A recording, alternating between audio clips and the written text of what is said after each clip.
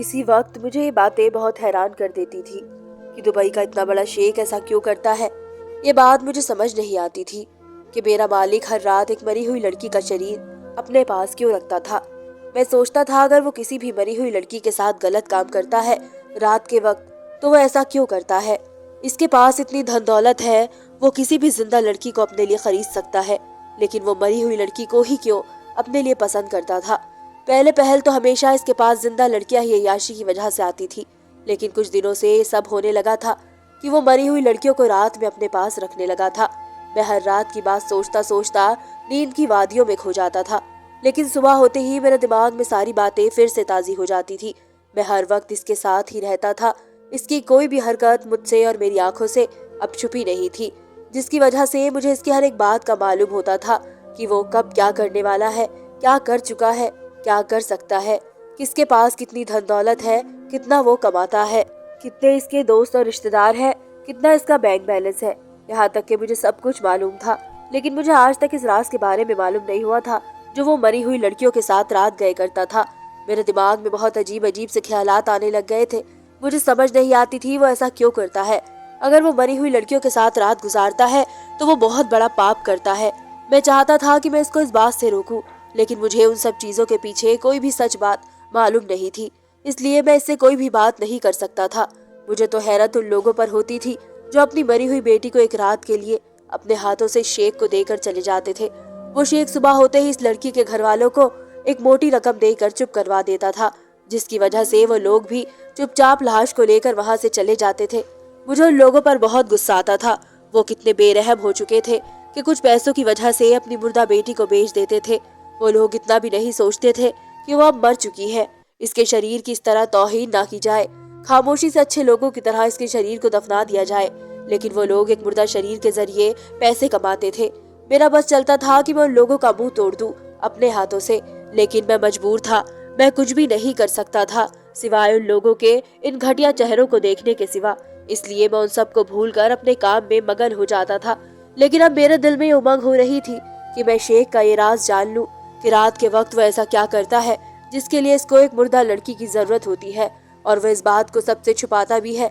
किसी को भी बाहर कमरे से निकलने की इजाजत नहीं देता, जिसकी वजह से मैं हमेशा कमरे में ही बंद होकर रह जाता था, और हमेशा मेरे दिल की उमंग दिल में ही रह जाती थी कि मैं इसका राज जान पाऊं। लेकिन आज मैंने सोच लिया था कि मैं आज इस राज से पर्दा उठा कर ही रहूंगा। इस राज के पीछे क्या बात है जो ये शेख किसी को भी पता होने नहीं देता है।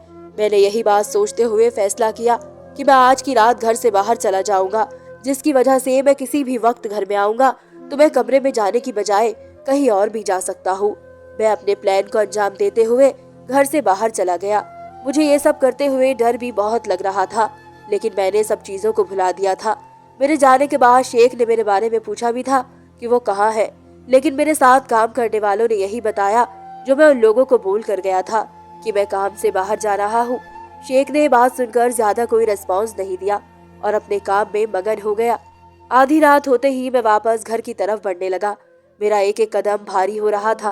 मुझे आज दिल में बहुत खुशी सी महसूस हो रही थी, क्योंकि मैं आज शेख का राज जानने वाला था जो वह हर रात मुर्दा लड़कियों के साथ करता था। मैं घर में दाखिल हुआ तो घर में कोई भी नौकर काम करता हुआ नजर नहीं आ रहा था। सब अपने अपने कमरे में मौजूद थे।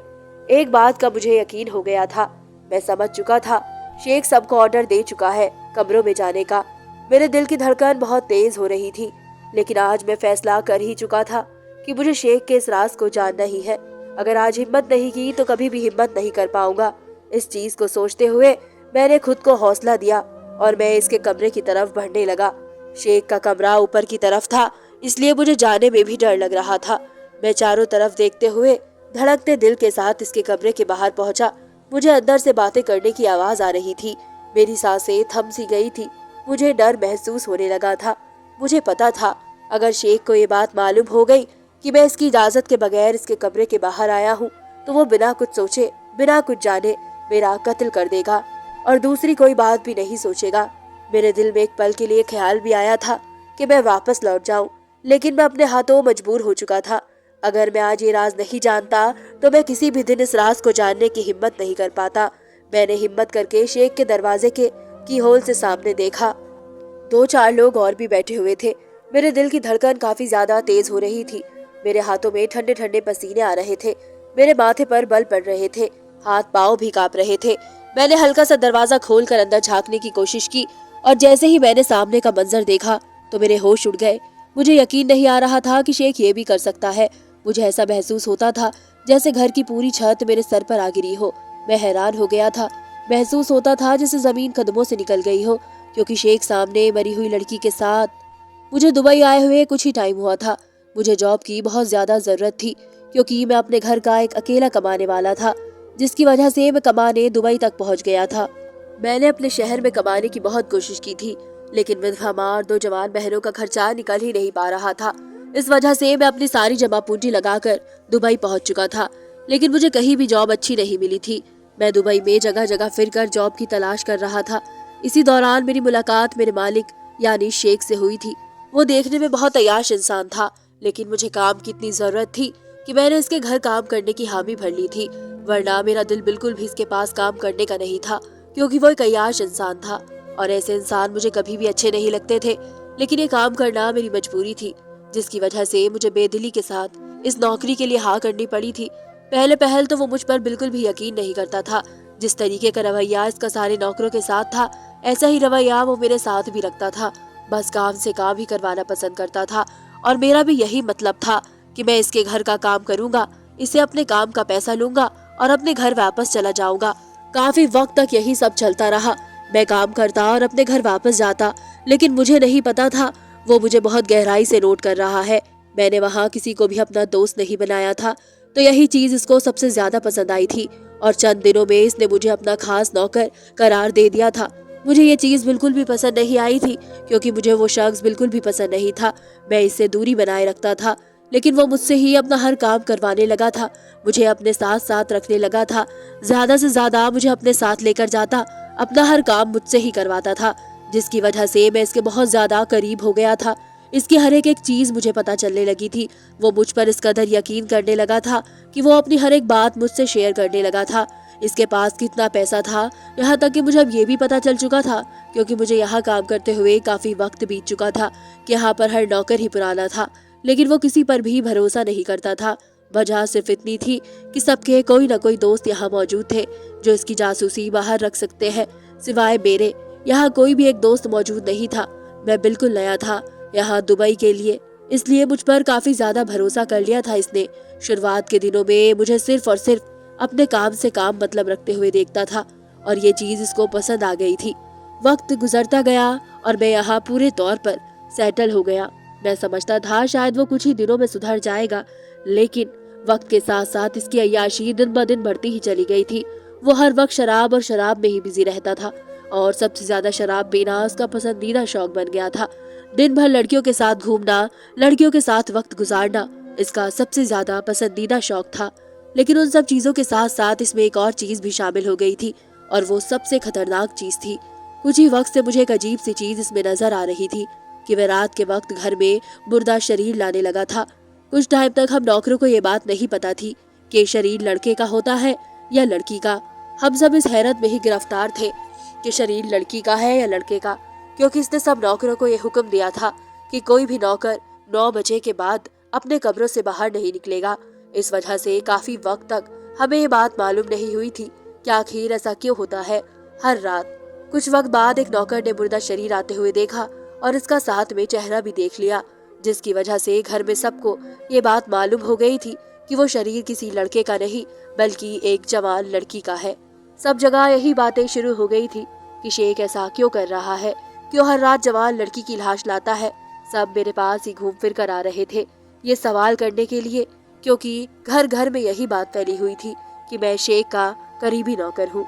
लेकिन मुझे भी इस बात का कोई पता नहीं था, जिस वजह से मैंने सबको इनकार में ही जवाब दिया था।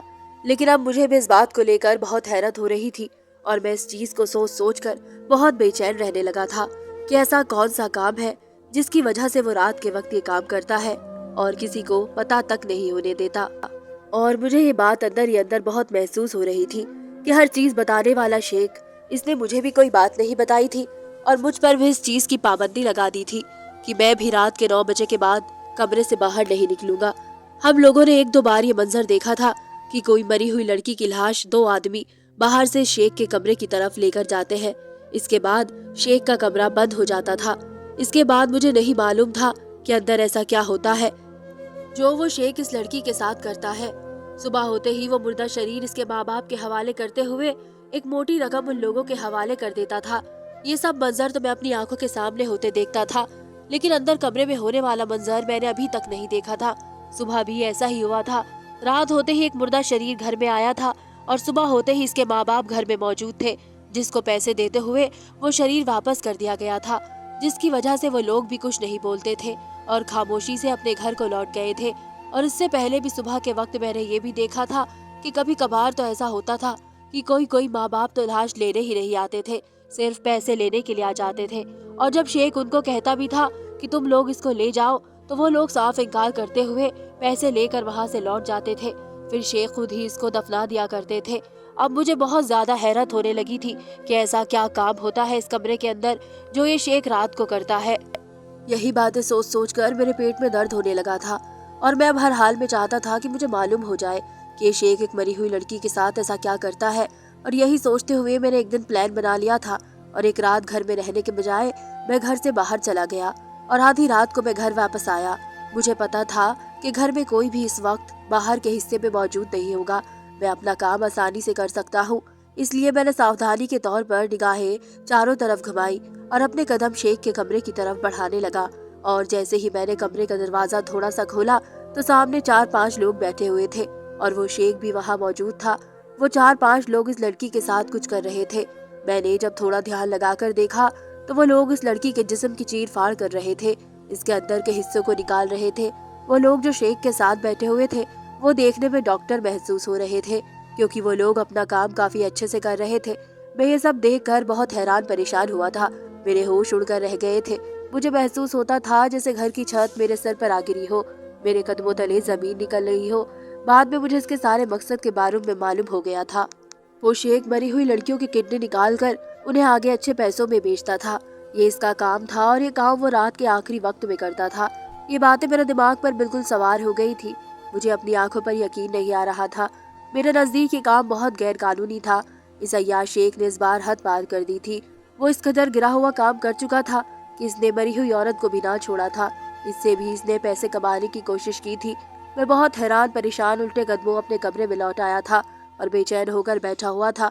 मेरा बस ये चल रहा था कि मैं शेख के पास जाऊं और इससे ये सवाल जवाब करूं कि तुम ये सब क्यों करते हो, ये गलत है, ये पाप है, तुम किसी भी मरे हुए इंसान का ऐसा कोई भी हिस्सा नहीं निकाल सकते हो। मैं चाहता था मैं इससे ये बात करूं, लेकिन मुझ में इतनी ताकत नहीं थी कि मैं इसके सामने जाकर इससे ये बात कर पाता। लेकिन मेरा ज़मीर मुझे इजाज़त नहीं दे रहा था कि मैं सब कुछ होते हुए देखूं और खामोश रहूं। अगला दिन अपना रोज के मुताबिक गुजरा और जैसे हर रोज होता था कि एक मरी हुई लड़की आई थी और सुबह इसके माँ बाप इसकी लाश ले जाते थे। हम लोग सारे नौकर सब कुछ देख रहे थे, लेकिन कोई भी शेख से सवाल नहीं कर सकता था क्योंकि वो हमारा मालिक था और हम सब इसके खरीदे हुए गुलाम। और वो बहुत अयाश था। अगर हम इससे जरा भी बदतमीजी या कुछ भी करने की कोशिश करते या सवाल जवाब करने की कोशिश करते तो वो बिना कुछ किए हमारी ही जान निकाल लेता और पता भी ना चलता हम किस जगह दफन हुए हैं। वक्त गुजरता गया और हर आए दिन यही होने लगा था, लेकिन अब मुझसे सब कुछ बर्दाश्त नहीं हो रहा था। मैं जानता था किसी भी मुर्दा इंसान का हिस्सा निकालना गैर कानूनी है, इसलिए ये शेख छुप कर रात को डॉक्टर के साथ मिलकर ये काम करता था और इसी वजह से वो लोग इतना पैसा कमा रहे थे। और वो पैसे आधे वो दोनों डॉक्टर ले जाते थे और आधे शेख रख लेता था। और जो लोग अपने मरीज के लिए डोनर ढूंढते थे उनको वो किडनी और बाकी के हिस्से बहुत महंगे दामों में बेचते थे, लेकिन वो ये सब हुकूमत और पुलिस से छुप कर रहे थे। मुझे झुरझुरी आ रही थी। मैं जब जब सोने लेटता मुझे लाशों को चीरफाड़ करना, उनके हिस्से निकालना दिखाई देता और मैं उठकर बैठ जाता। मेरा दिल बहुत बेचैन था क्योंकि जब तक मैं इसके काम को नहीं रोकता तब तक मैं सुकून से नहीं सो सकता था। और वो ना जाने कैसे माँ बाप थे जो अपनी बेटियों को मरने के बाद भी इस तरह बेरहमी से उनके जिस्म के हिस्से निकलवा रहे थे। एक रोज जब वो माँ बाप लाश लेकर जा रहे थे तो मैं उनके पीछे गया और मैंने उनको बहुत डांटा और उनसे कहा कि आप कैसे लोग हैं कि अपनी मरी हुई बेटियों की लाशें बेचकर पैसे कमा रहे हैं। तो उन लोगों ने जो बात बताई वो मुझे हैरान पर परेशान कर गई। उन्होंने कहा कि हमारी बेटी कोई नहीं है, हम तो एक अस्पताल के मुर्दा भर में जो बेसहारा और लवारिस लड़कियों की लाश से होती है उनको यहाँ लेकर आते हैं और पैसे वसूल करते हैं। हमारा उन लाशों से कोई मतलब नहीं। तब मुझे बहुत ज्यादा हैरत हुई। मतलब ये सिर्फ शेख तक सीमित नहीं था, ये एक पूरा गिरोह था जो अस्पताल के मुर्दा घर से लाशें लाता था और उनको शेख के पास लेकर आता था। इसके साथ डॉक्टर, अस्पताल और बहुत सारे लोग मिले हुए थे। ये सब सुनकर और देखकर मेरे रोंगटे खड़े हो गए थे। पैसे कमाने के लिए इंसान किस कदर गिर जाता है। मैं सारा दिन अपना दिमाग प्लान बनाने में लगाता रहा कि मैं किस तरह इस काम को रोक सकूं। फिलहाल शेख हमारी हरकत पर नजर रखे हुए था। इसके घर में जो नौकर काम करते थे उन सब का पता, उनके घर वालों की सारी इंफॉर्मेशन, वो कहाँ आते हैं, कहाँ जाते हैं, एक एक चीज के बारे में शेख को पता था। इस वजह से कोई भी शेख की मुखबरी नहीं करता था कि कहीं शेख उनके घर वालों को नुकसान न पहुंचा दे, क्योंकि इसकी पहुंच बहुत दूर दूर तक थी। अक्सर वो मुझे बातों बातों में कहता था कि तुम्हारे घर वालों की सारी खबर रखता हूँ, तुम उनकी तरफ से बेफिक्र रहना। तुम्हारे शहर में भी मेरे जाने वाले बहुत सारे लोग हैं। और अक्सर मेरी माँ और मेरी बहनें कहती थी कि तुम्हारे साहब ने अपने बंदों के हाथ हमारे लिए बहुत सारे तोहफे भिजवाए हैं। तुम्हारे साहब बहुत अच्छे हैं। यही बात मुझे कमजोर कर रही थी। यानी वो कानपुर में मेरे घर वालों पर भी नजरें रखे हुए थे। मेरी थोड़ी सी लापरवाही मेरे घर वालों को नुकसान पहुंचा सकती थी और मैं बेबस था। मैंने अपने हाथ निकाल लिए थे। मैं कुछ नहीं कर सकता था। हाँ, पर दिन रात मैं अपने रब से दुआएं करता था कि किसी तरह शेख की पकड़ हो जाए। और मैंने शेख से कहा था कि मैं कानपुर वापस जाना चाहता हूँ। मैंने बहुत साल आपकी सेवा की है, मगर अब मेरी माँ और मेरी बहनों को मेरी जरूरत है। मेरी बहनों की शादी की उम्र हो गई है। अगर मैं और यहाँ 2-3 साल रहा तो उनकी शादी की उम्र निकलती जाएगी और कोई उनसे शादी नहीं करेगा। इसलिए मुझे वापस कानपुर जाना है। मैंने बहुत आराम से कहा, शेख को पता न चले मैं क्यों काम छोड़ रहा हूँ, ताकि इसको मेरी किसी भी बात पर शक ना हो। मेरा कुछ करने का इरादा तो नहीं था, मगर मैं चाहता था कि जल्द से जल्द वो पकड़ा जाए। मगर पुलिस ने इसे पकड़ा तो घर के सारे नौकर को भी पकड़ लिया जाएगा, क्योंकि सब इसके साथ इस काम में शामिल थे। हालांकि हम इसके साथ शामिल नहीं थे, मगर हम इसके घर में रहते थे। हम इसके नौकर थे और मैं तो इसका खास नौकर था। इस वजह से मैं लपेटे में आ सकता था। इसलिए मैंने ये नौकरी छोड़कर, सब छोड़ छाड़ कर कानपुर वापस जाने का फैसला कर लिया। मैं वहाँ पर मेहनत मजदूरी करके गुजारा कर लेता। शेख ने मुझे रोकने की बहुत कोशिश की, लेकिन मैंने अपनी मजबूरी की लिस्ट बता दी थी। तब शेख ने मुझे बहुत बड़ी रकम दी और मुझे कहा कि तुम कानपुर वापस जा सकते हो और तुम मेरे बहुत अच्छे और ईमानदार नौकर थे। तुम्हारे जाने से मुझे बहुत अफसोस होगा। शेख को मुझ पर पूरा यकीन था कि मैं इसकी बातें कभी भी बाहर नहीं निकालूंगा, कि मेरी माँ और मेरी दोनों बहनें इसकी नजरें में थी। मैं नौकरी छोड़ छाड़ कर अपने वतन वापस आ गया था और यहाँ आकर मैंने सुख का सांस लिया था। अब मेरा शेख से किसी किस्म का कोई मतलब नहीं था।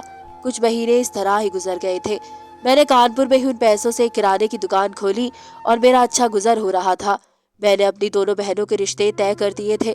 इसके बाद शेख ने मुझसे कोई बात नहीं की और ना ही मैंने शेख से कोई बात की, क्योंकि वो बड़े लोग हैं। उनके यहाँ नौकर आते जाते रहते हैं। उनका ये रोज का मामला बन गया था।